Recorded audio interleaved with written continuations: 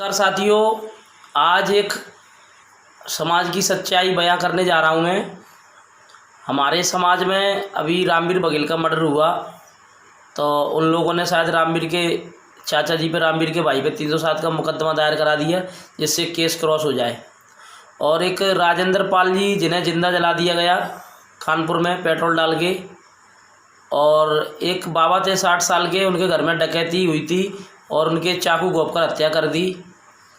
और एक इमलिया गांव में, मुरैना में, वहाँ पर बिजली गिरने से मौत हो गई और 6 एक्सीडेंट कांवर में हो गए और एक अपने भाई निर्मानी के ख़त्म हो गए।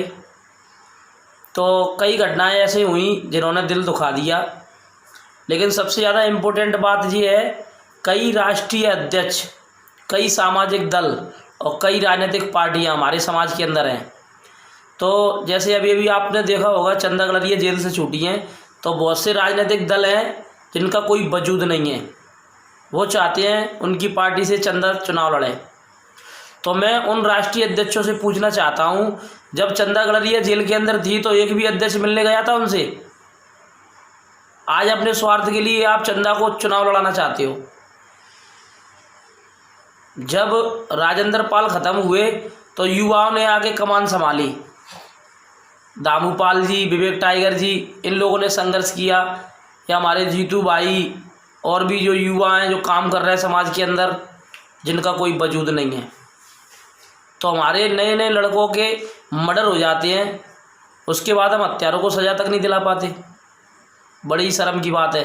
पर पाल समाज के अंदर कई राष्ट्रीय अध्यक्ष हैं, कई जिला अध्यक्ष, कई प्रदेश अध्यक्ष हैं, लेकिन वो अपने फ़ायदे के लिए आगे निकल के आते हैं। क्यों? जब सुरेश बाबा मथुरा वाले जेल में थे, जब उनसे मिलने कोई नहीं गया, लेकिन सुरेश बाबा बाहर आ गए तो उनको चुनाव लड़ाना है सब लोगों को अपनी पार्टी से। तो मतलब साबित क्या करना चाहते हो आप? समाज को जब दुख और संकट की घड़ी से समाज गुजरता है, उस टाइम सभी राष्ट्रीय अध्यक्ष कहाँ चले जाते हैं, प्रदेश अध्यक्ष कहाँ चले जाते हैं? अभी हाल ही में एक ताज़ा मामला मेरे पास आया, भिंड से, प्रतापपुरा थाना रोन से, एक बच्ची 14 साल की सालू बघेल, जिसका अपहरण कर लिया 25 तारीख को, एक महीने पहले, 25 जून, और आज कम से कम 30 जुलाई है। 35 दिन होने के बाद उस बच्ची का कोई पता नहीं चला। उसके माँ बाप ने खाना नहीं खाया 8-10 दिन से। उन्होंने एक वीडियो लॉन्च किया कि गिरिराज बेटा हमारी मदद करो। तो यार, भिंड के अंदर क्या सब नेता कहाँ गायब हो गए? फिर बोलते हो आप, मुझे गुस्सा आता है तो मैं उल्टा सीधा बोलता हूँ। आप सब मेरे सीनियर हो, लेकिन इतना तो सोचो, हमारी एक समाज की बेटी का किडनैप हो गया, 1 महीने से ऊपर हो गया, बच्ची का पता नहीं चल रहा। अगर ये बच्ची किसी वरिष्ठ अधिकारी की होती तो 48 घंटे में हाजिर कर लेते उस बच्ची को। पुलिस प्रशासन भी गलरिया समाज का साथ नहीं दे रहा। क्यों? क्योंकि हम सिर्फ अपने स्वार्थ के लिए, अपने फेस के लिए अपनी रोजी रोटी चमका रहे हैं। अगर एक सही तरीके से समाज एक साथ होकर काम करे तो शायद समाज आगे भी बढ़ जाए। उसी का रिजल्ट है पूरे मध्य प्रदेश में गलरिया समाज का एक विधायक नहीं है हमारे पास। और यही हालत रहेगी ना तो जिला सदस्य भी नहीं रहेंगे।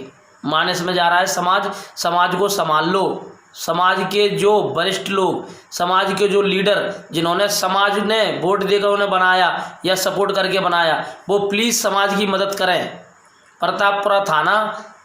प्रतापपुरा गांव थाना रौन में अपनी बहन को ढूंढ के निकालें। प्रशासन पे थोड़ा जाओ, एसपी साहब के पास भिंड में, और पूरी टीम इकट्ठा जाके काम करें। माननीय मेरे बड़े भाई नंदराम बघेल जी और राजवीर बघेल जी, संजीव बघेल जी, जितने भी भाई जिनके नाम मुझे याद नहीं है, सब मदद करें। प्रतापपुरा में एक बूढ़ी माँ उस बच्चे की जिसने 8 दिन से रोटी नहीं खाई, सालू बघेल जी की माँ ने। तो यार, वो लोग आत्महत्या करने की कगार पे हैं। अगर समाज के अंदर जिसकी बच्ची चली गई, अगर उन्होंने आत्महत्या कर ली, तो हम लोगों का समाज में रहने का क्या मतलब है फिर? तो पूरे पुंड के लोग इसके लिए आंदोलन करें। और भाई, मैं इतना बोलना चाहूँगा,